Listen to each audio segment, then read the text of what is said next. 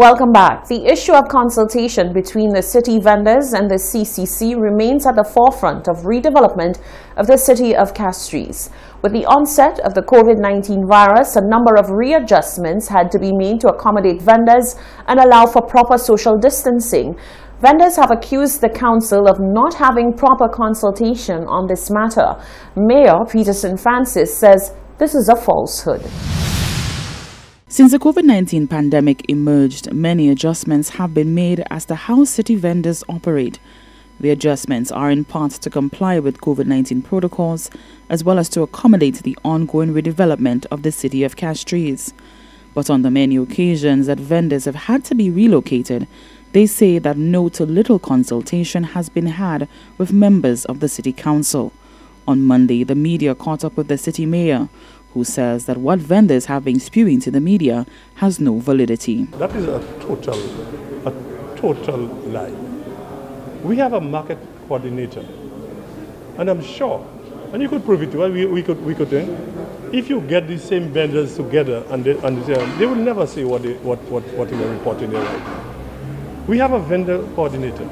We have informed. I myself, I just came from a meeting. As soon as I came from my sickness, I had a meeting with the coconut vendors, right? We had a farmer. If you go right now, take a little walk on Saturday when you go there and interview the same set of people.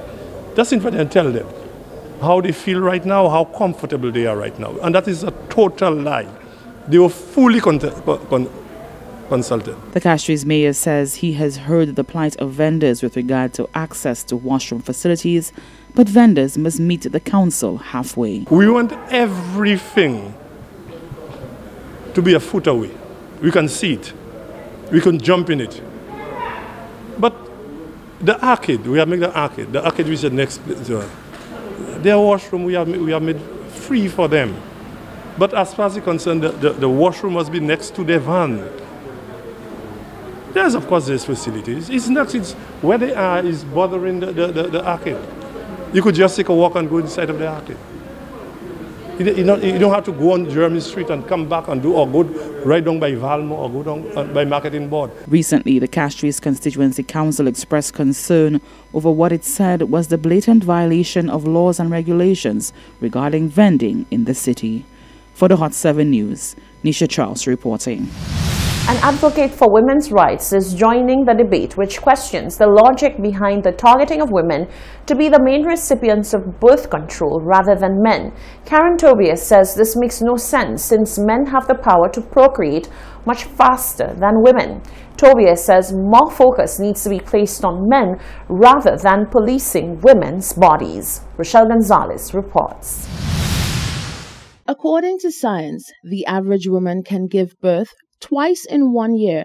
However, they can only have one complete pregnancy from between 24 to 40 weeks. Meanwhile, a man can produce children by the dozens with multiple women monthly if he so chooses.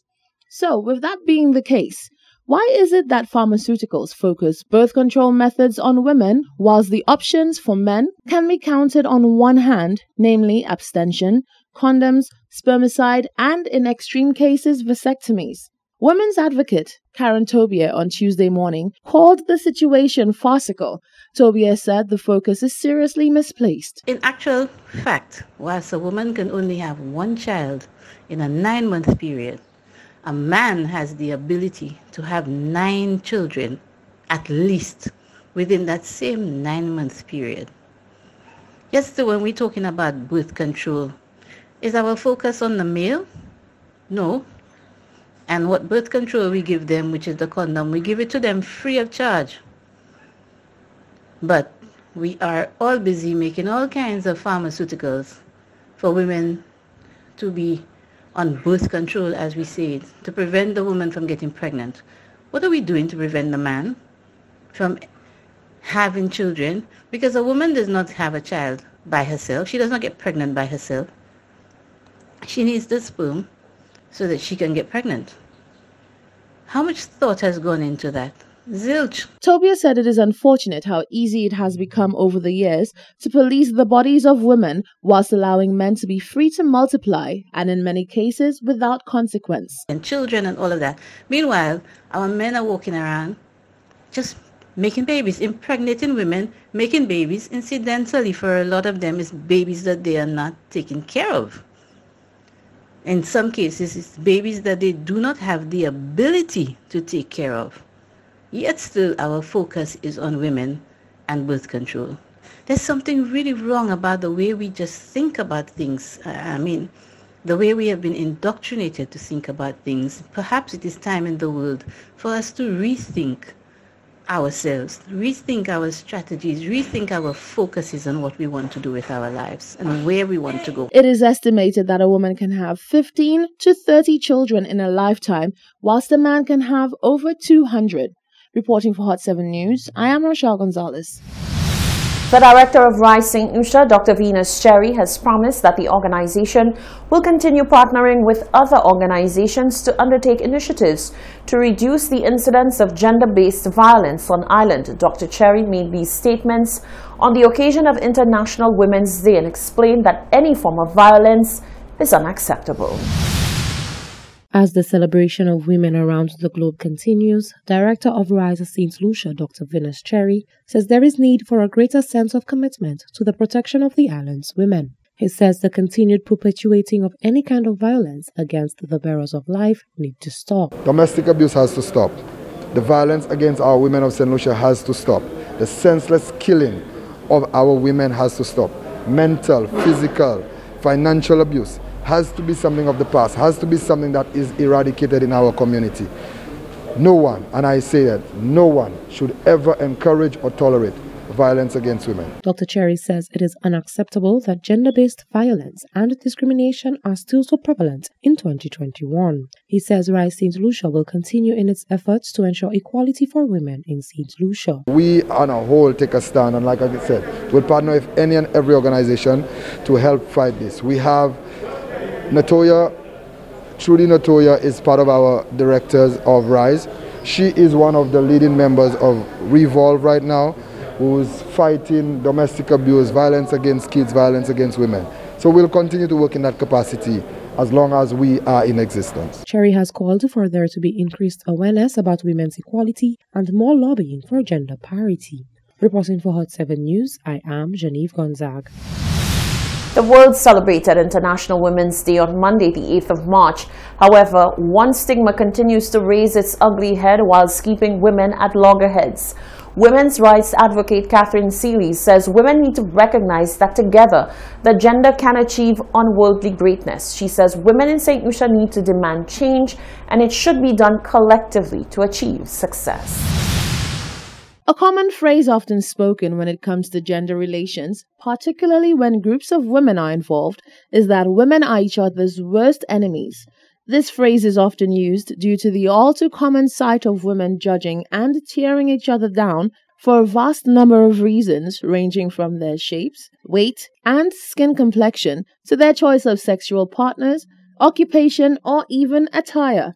Whilst there have been some efforts to see women unite and face society together to fight the social ills of a matriarchal society, as well as special occasions including International Women's Day that was celebrated on Monday, March 8th, one women's advocate told Hot 7 TV that women have some way to go to gain the greatness that they are naturally equipped to achieve. Catherine Seeley said one of the first things that should be done is to expel the stigmas surrounding women and their inability to coexist peacefully. Women need to stand up and say, we as a collective are powerful beings, and we need to begin to make our voices heard and stop saying that women are women's worst enemy, because in a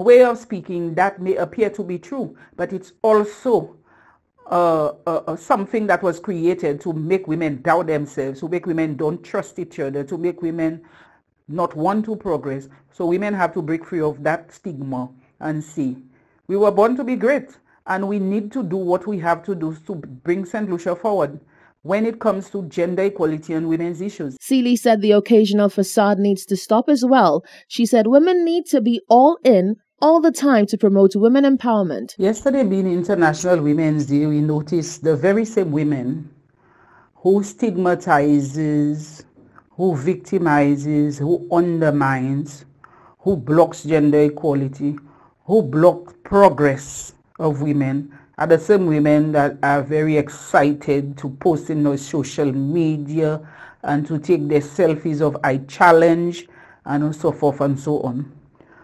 We have a long way to go in St. Lucia, and the progress must be set by women. Women have to demand change from their legislators, and they have to do it as a collective. Me complaining all the time is not going to get it done. We all have to be in it, and we all have to speak in one voice. Seeley said if women could put their heads together, there is nothing that they cannot achieve. Does the women in St. Lucia have what it takes to get gender equality? Of course they do. Women everywhere have. But what is important is public education and awareness, so that people will begin to check themselves and begin to understand the importance that women play in the development of any country.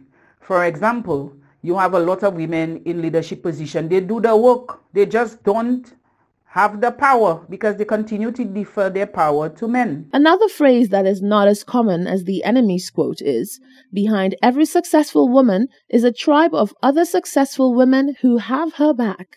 Perhaps this should become the new normal. Reporting for Hot 7 News, I am Rochelle Gonzalez.